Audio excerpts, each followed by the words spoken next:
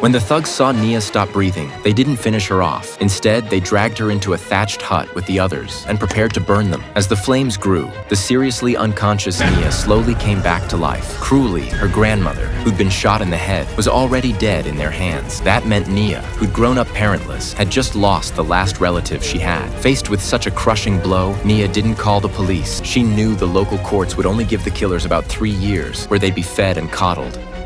Her grandma's murder wouldn't bring real justice, and the killers would avoid revenge behind bars. Besides, her grandmother had only tried to stop them from seizing land, and they'd killed her in the most extreme way. So Nia made a bold decision. She would make every one of the killers pay in her own way. The killer's driver had no idea that death was silently closing in.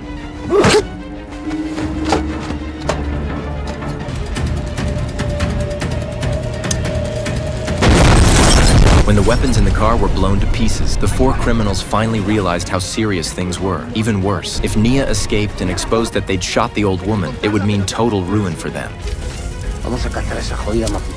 But by midnight, they still hadn't found Nia, because not far away, a pair of eyes had been watching their every move. What surprised them most was that, as a native, she knew the terrain intimately and had been trained since childhood to be a hunting machine. So if any of them got separated, Nia would have her chance for savage revenge. Even if a man quietly pulled a knife, she could overpower him and turn it back on him.